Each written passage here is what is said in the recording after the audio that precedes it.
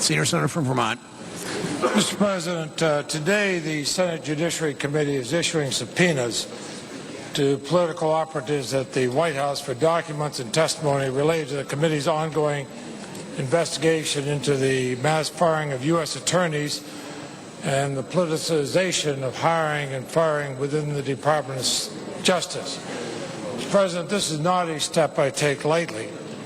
For over 4 months, I've exhausted every avenue, seeking the voluntary cooperation of Karl Rove and Jennings, but to no avail. They and the White House have stonewalled every request. Indeed, the White House is choosing to withhold documents and is instructing witnesses who are former officials, not current officials, but former officials, to refuse to answer questions and provide information and documents. We've now reached a point where the accumulated evidence shows that political considerations factored into the unprecedented firing of at least 9 United States attorneys last year. Testimony and documents show that the list was compiled based on input from the highest political ranks in the White House, including Mr. Rove and Mr. Jennings, and today I will subpoena Mr. Rove and Mr. Jennings. The evidence shows that senior officials were apparently focused on the political impact of federal prosecutions and whether federal prosecutors were doing enough to bring partisan voter fraud and corruption cases. It is obvious that the reasons given for these firings were contrived as part of a cover-up, and the stonewalling by the White House is part and parcel of that same effort. This week, during his sworn testimony, Mr. Gonzalez contrasted these firings with the replacement of other United States attorneys for legitimate causes. Last week, the White House did much to substantiate the evidence that is intent on reducing United States attorneys and federal law enforcement to merely another partisan political aspect of its efforts when it dispatched an anonymous senior official to take the position that the U.S. Attorney for the District of Columbia would not be permitted to follow the law, a statutory mechanism to test White House assertions of executive privilege by prosecuting contempt of Congress. In essence, this White House asserts this claim of privilege is the final word. The Congress may not review it. No court can review it. And this White House, unlike any White House in history, is above the law.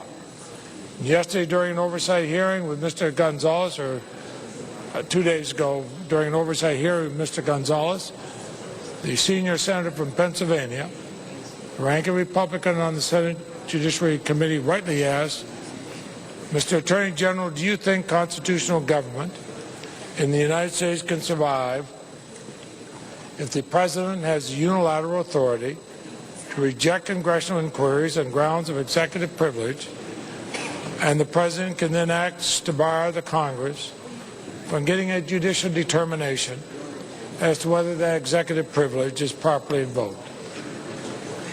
Now, Mr. President, there can be no more conclusive demonstration of this administration's partisan intervention of federal law enforcement than if this administration were to instruct the Justice Department not to pursue congressional contempt citations and intervene to prevent a United States attorney from fulfilling his sworn constitutional duty.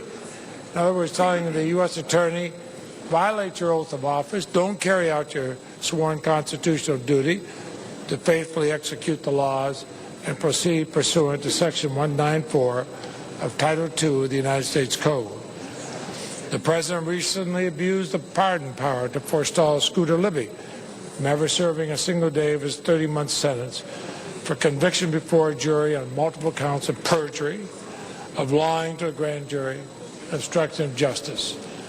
Stonewalling this congressional investigation is further demonstration this administration refuses to abide by the rule of law. The investigation into the firing for partisan purposes of United States attorneys who have been appointed by this President, along with an ever-growing series of controversies and scandals, have revealed an administration driven by a vision of an all-power executive over our constitutional system of checks and balances, one that values loyalty over judgment, secrecy over openness, ideology over competence. A former political director at the White House made a revealing admission in a recent testimony before the Senate Judiciary Committee when she refused to answer questions citing the oath she took to the president. She said she took the oath to the president. Well, in this constitutional democracy, the oath taken by public officials is to the Constitution, not to any particular president or any particular party. So that the senator can be heard. We have order. Take conversations outside the chamber, please. I hope the senator will say that again. I will. The witness testified that she had taken an oath to the president. I reminded her the oath is to the Constitution, not to any particular president. Yeah.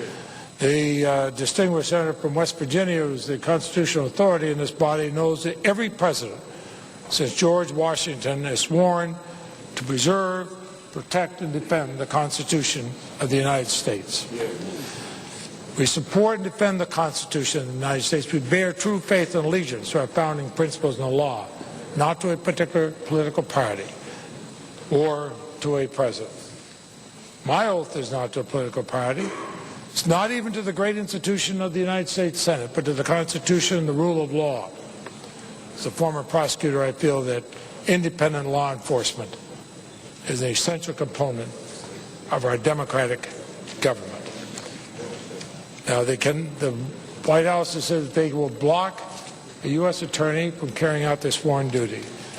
Well, the criminal contempt statute 2 U.S.C. 194 provides that if a House of Congress certifies a contempt citation, the United States attorney to whom it's sent has a duty and shall bring it before the grand jury for its action. No White House can stop that, and for this one to threaten to intervene in an effort to preempt further investigation, cover up the truth, and avoid accountability is an insult to the rule of law. We're talking about a law duly passed by both houses of Congress, signed by a duly elected President of the United States, and derived from law that's been on the books since 1857 for 150 years. And Mr. President, I will put my whole statement in the record. The senator from Washington has been very good to let me have this time. But the fact that we are subpoenaing Mr. Rove and Mr. Jennings, I felt the whole Senate should know about that. I would hope that the White House will stop the stonewalling that they've been engaged in. If there are any cooler or wiser heads at the White House, I urge them to reconsider the course they've taken, because there's a cloud over this White House and a gathering storm. I hope they'll reconsider their course and end their cover-up so we can move forward together to repair the damage done to the Department of Justice, the American people's trust and confidence in federal law enforcement. I yield the floor.